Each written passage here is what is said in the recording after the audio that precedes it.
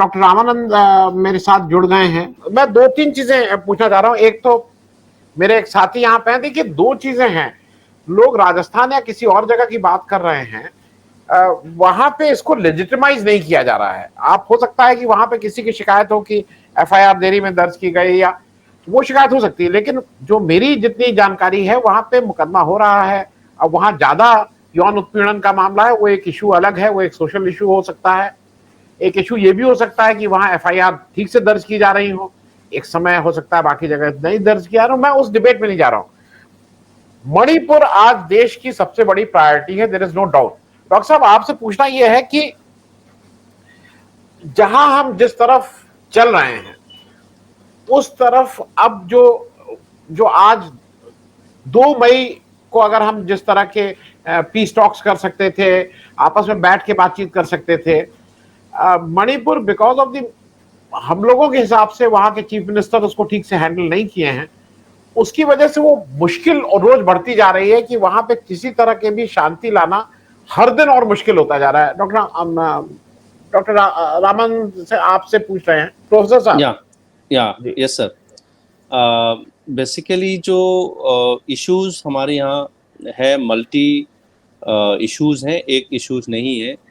दो इतने ग्रुप के बीच में अलग अलग किस्म की स्टोरीज हैं, नैरेटिव्स हैं। उसमें बहुत सारी चीज़ें तो बहुत डीप रूटेड हैं। तो ये सभी लोग को अभी तक तो मेरे ख्याल से काफ़ी लोग को पता हो गया है। अब जो दिन ब दिन जो इश्यूज बढ़ते जा रहे हैं, उनका कारण तो आपने सही पॉइंट आउट किया।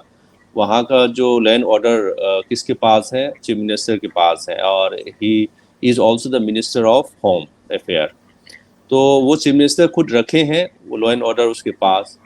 दूसरा, वो खुद चीफ मिनिस्टर हैं। तो सारे रिस्पॉन्सिबिलिटी, सारे चीज़ें देखने का, लॉ एंड ऑर्डर हो या सिस्टम हो और जो भी क्राइसिस हो, वो उनकी रिस्पॉन्सिबिलिटी है। तो उन्होंने चीज़ें को ठीक से शुरू से संभाला नहीं है, इसीलिए दिन ब दिन चेंज हो गया है। और इसलिए भी हो रहा है क्योंकि अभी तक फायरिंग और वायलेंस रुका नहीं है। आज कहीं और जगह पे होगा और नेक्स्ट कहीं और जगह होगा। तो कोई ना कोई कहीं ना कहीं जगह पे फायरिंग, वायलेंस चल रहा है। इसी कारण जो है वो सिस्टम को इजीली ऑर्डर में लाना मुश्किल है। और इसी से देखने को ये तो मिल जाता है कि भाई गवर्नमेंट टोटली फेल है। दूसरा, सेंट्रल गवर्नमेंट भी इसमें शामिल है। गवर्नमेंट मिनिस्टर साहब, हमारा जो होम मिनिस्टर साहब वहाँ गए थे, 2-3 दिन रहे हैं, उसने ऑब्जर्व किया है, और उसके बाद अब दोबारा जाने की उसकी हिम्मत नहीं है। क्या है क्या नहीं है पता नहीं है, अभी तक कुछ बोल नहीं रहा है। तो सिचुएशन दिन ब दिन चेंज हो रहा है, नैरेटिव चेंज हो रहा है। अब वहाँ पे कम्युनिटी एक मणिपुर से जो इश्यूज फैल के अभी जो है मिजोरम स्टेट तक आ गया है। वहाँ पे मैती कम्युनिटी, मैती समाज को जो है बोला गया कि आप यहाँ छोड़ के जाओ। और आज कुछ स्टूडेंट यूनियन असम में, मैती समाज की असम में जो बच्चे हैं, उन्होंने कहा कि असम में जितने भी बराक वैली में जो मेजो रह रहा है, वो भी आप अपना अपना चले जाओ, क्योंकि कुछ भी होगा तो हम तो रिटरेट करेंगे। तो ये तो बड़ा कम्युनल जो है बियॉन्ड बाउंड्री, बियॉन्ड मणिपुर फैलने की चांसेस हैं। तो इसको सेंट्रल गवर्नमेंट को ध्यान से देखना चाहिए। और ये सिंपल नहीं लग रहा है। इनकी प्रॉब्लम जो है दिन ब दिन बढ़ते जा रहे हैं।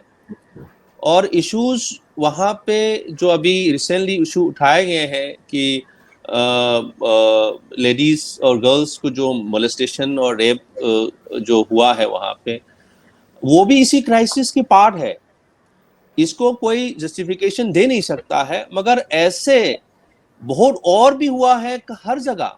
आप हिल की तरफ जाइए या प्लेन की तरफ जाइए, वो तो किसी ने दिखाया नहीं है। और अब जो है इशू जो है उससे ज़्यादा फैलने की चांसेस हैं। अभी रिसेंटली एक मेरी डिस्ट्रिक्ट में, कक्सिंग डिस्ट्रिक्ट में, एक लेडी, उसकी हस्बैंड फ्रीडम फाइटर रहे हैं इंडिया का, और उसको जिंदा जला दिया गया है।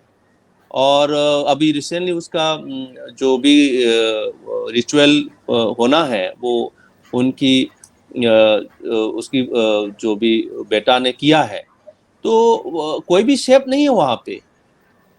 किसी को कब कहां से जो अटैक करेगा किसी को कुछ नहीं पता। तो एकदम जो मणिपुर स्टेट है वो समझो कि आप वार साइड में हम लोग बैठे हैं। मणिपुर स्टेट जो है वो टोटल अनसर्टेन है लॉ एंड ऑर्डर का।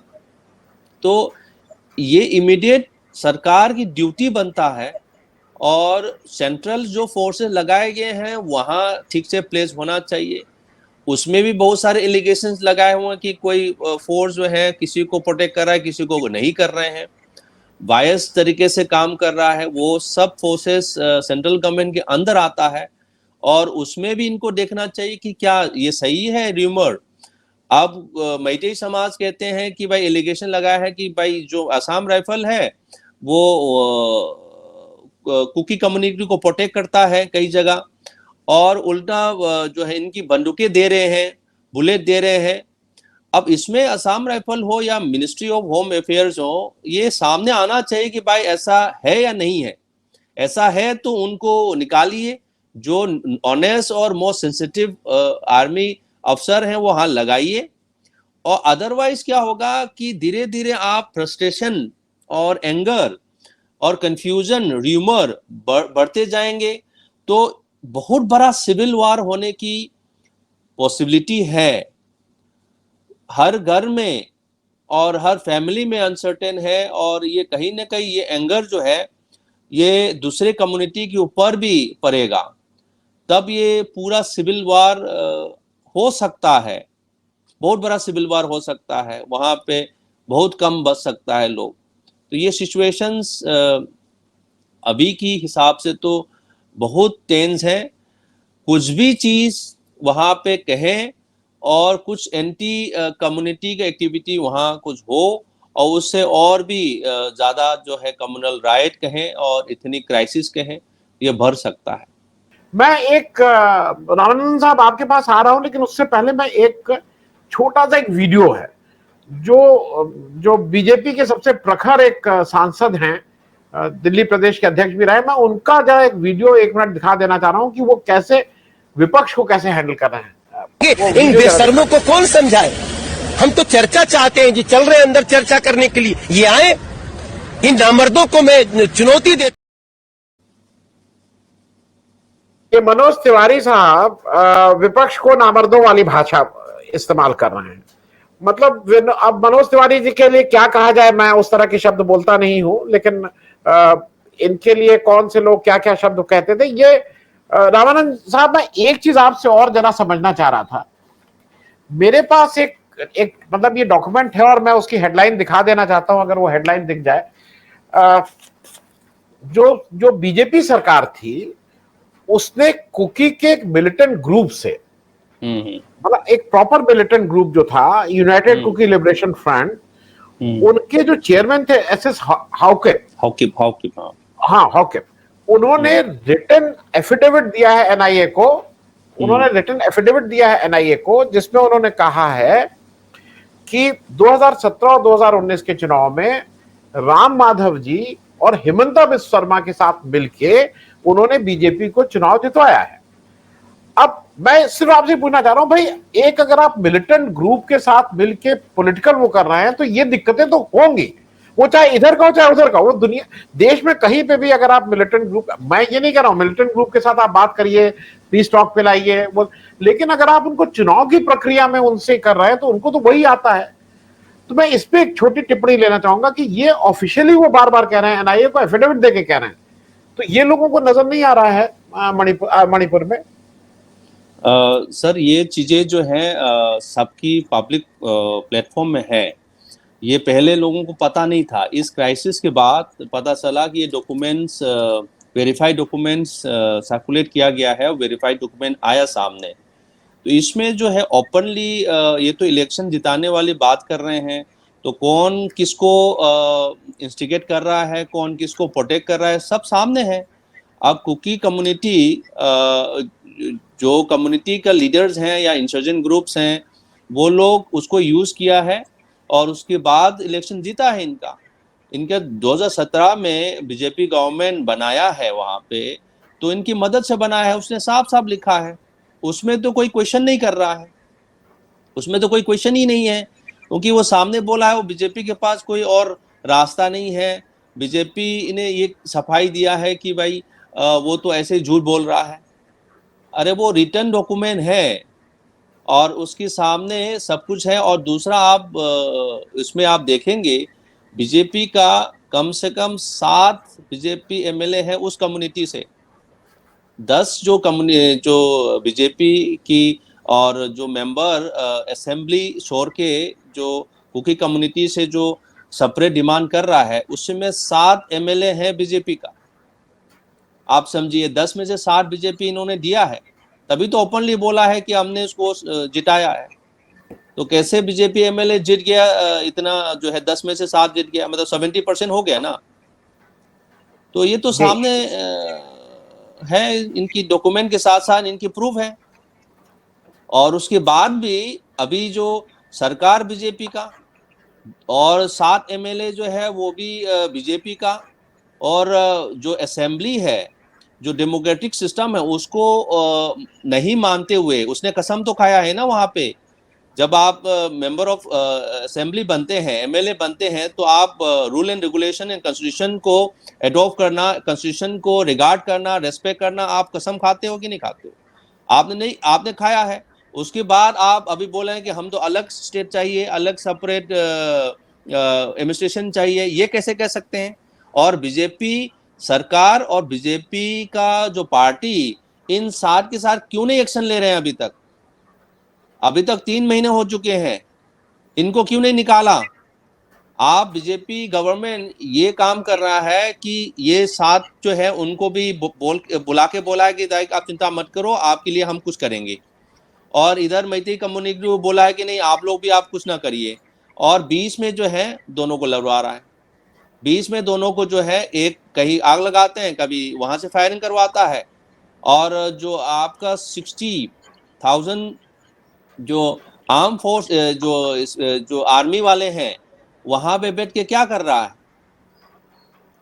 आप ये तो आप बता सकते हो ना कि अब 60,000 आर्मी वाले कहाँ कहाँ लगाए हुए हैं और इन लोग की प्रेजेंस में क्यों फायरिंग हो रहे हैं? इसका कोई जवाब देते हैं जो है चीफ मिनिस्टर और या गवर्नमेंट? कोई नहीं दे रहा है। कह रहा है कि हम तो कर रहे हैं, हम कोशिश कर रहे हैं, हम कोशिश कर रहे हैं। कोशिश कर रहे हैं, मगर सामने कहाँ है? फायरिंग क्यों नहीं रुक रहा है? जब तक फायरिंग नहीं रुकेगा, पीस कहाँ से लाएंगे? पीस का कोई मतलब ही नहीं है। तो ये रियलिटी है। और मणिपुर में जो चल रहा है वो आपके सामने है। आप लोकल न्यूज देखेंगे, पता चलेंगे रोज कहीं ना कहीं इनके सामने फायरिंग हो रही है। इनकी पुलिस स्टेशन के सामने हो रहा है, उनकी आर्मी के सामने हो रहा है। वहां पे इन लोग रोक नहीं रहा है। ये दोनों बीच में लड़वा रहा है बस। जी रामानंदन साहब, आपसे पूछ लूं, एक चीज बार बार ये लगती है कि चाहे वो कश्मीर हो चाहे मणिपुर हो, एक खतरा ये लगता है कि बाहर के लोग आके वहां की संपदा पे कब्जा न कर लें। तो आपको क्या नहीं लगता है कि ये जरूरी है कि आप जो भी उस प्रदेश का है, उसके बाहर वालों पे रोक तो कुछ ना कुछ तरह की लगनी चाहिए? अब देश में लोग कहते हैं कि नहीं नहीं, सब जगह कोई भी जाके कहीं भी कुछ खरीद सकता है, लेकिन मुझे लगता है कि चाहे वो मणिपुर हो चाहे वो जम्मू कश्मीर हो, वहां के लोगों का एक कल्चर है, एक एथनिक वो है, वो उनको वहां के बाहर के लोगों पे आपको नहीं लगता है कि ये रोक होनी चाहिए? और इस खतरे से सरकार को साफ साफ कहना चाहिए कि यहाँ कोई बाहर का आदमी आके नहीं खरीद सकता है। डेवलपमेंट होगा, ठीक है, वो डेवलपमेंट इज अनदर पार्ट, पर मैं थोड़ा इस पे एक छोटी सी टिप्पणी आपसे ले लेना चाहता हूँ। Protecting a state is important, rights is important. Sir, ये जो अभी जो चल रहा है इशू में एक पार्ट है, वो है इलीगल इमाइग्रेशन का। आप सबको पता है कि जो बॉर्डर स्टेट है म्यांमार, जो बर्मा के नाम में जाना जाता था, वहाँ पे उस कंट्री में बहुत साल से ये जो अनस्टेबिलिटी चल रहा है, इसी कारण माइग्रेशन तो ऑटोमेटिक है ही है, और ये आज का नहीं है, बहुत समय से है। और अभी भी मैंने आपको किसी चैनल में, आपकी चैनल में पहले भी बताया है, 1600 किलोमीटर से ज़्यादा पोरस बाउंड्री है। वहाँ पे सारे जंगल है, कुछ पॉइंट में आर्मी का वो है, चेकिंग है, बाकी तो सारे खाली जगह है। वहाँ से जो है इन्फ्लेटेशन जो आ रहा है और जो इलीगल माइग्रेशन जो आ रहा है, वो इसी का पार्ट है, जो बार बार सरकार को बोला गया, बताया गया है कि कोई एक जो स्ट्रॉन्ग रूल रेगुलेशंस आना चाहिए कि इस माइग्रेशन को रोकें, इलीगल माइग्रेशन को रोकें। क्योंकि कम से कम अभी जो रिसेंटली अप्रैल महीने में ही, एक महीने के अंदर जो 41 विलेज में आइडेंटिफाइड किया गया है, मोर देन 2000 जो इलीगल माइग्रेंट, उन लोग के पास कोई ना डॉक्यूमेंट था ना कुछ था। ये सरकार का रिपोर्ट बताता है। वो सरकार की इसमें जो कमेटी बना था अप्रैल महीने में, उसमें लेलपाओ हॉकी एक मिनिस्टर खुद वहां का चेयरमैन, उसी का चेयरमैन था कमेटी का, और इन्होंने एक महीने के अंदर 2000 से ज्यादा इलीगल माइग्रेशन पाया, और वो भी 41 विलेज और लोकेशन में। इसका मतलब आप सीरियसली उसको देखेंगे हर जगह, तो आपको तो मतलब लगभग जो है हो सकता है 10,000 से ज्यादा हो। और दूसरा, हमारे यहाँ जो इशू चल रहा है, एक दूसरा है ड्रग्स का। ड्रग्स में दो तरीके के ड्रग्स होते हैं। एक है इलीगल जो ड्रग्स, केमिकल ड्रग्स जो आते हैं, जो ब्राउन शुगर कहते हैं और मॉर्फिन कहते हैं, हेरोइन कहते हैं। एक जो इंटरनल जो पॉपी प्लांटेशन की इशू है, वो भी एक रियलिटी है। मैं उसको ना कम्युनिटी वाइज में नहीं कह रहा हूँ, ये बहुत एकर्स ऑफ एकड़ जमीन में पॉपी प्लांटेशन चल रहा है। ये सब चीजें उस माइग्रेशन के साथ लिंक है, क्योंकि वो माइग्रेंट जो आता है वो उनकी थ्रू ही ये ट्रांसपोर्ट होता है। दूसरा, ये जो इलीगल माइग्रेंट है वो यहाँ आके तो वो कैसे रहेगा, उनके पास ना पैसा है ना कुछ है, तो वहां पे पॉपी प्लांटेशन में मदद करेंगे, ट्रांसपोर्टेशन में मदद करेंगे, और उसके थ्रू इनकी बिजनेस चलता है, इनकी रोजी रोटी चलता है। तो ये चीजें बहुत बड़ा एक इशू है मणिपुर में। ये जो चल रहा है, ये जो एसटी डिमांड और ये सब तो कुछ नहीं है। वो तो एसटी डिमांड आज मिल गया क्या? एसटी डिमांड मतलब हाई कोर्ट एक जज ने कहा गया है कि आप उसकी रिकमेंडेशन भेजिए।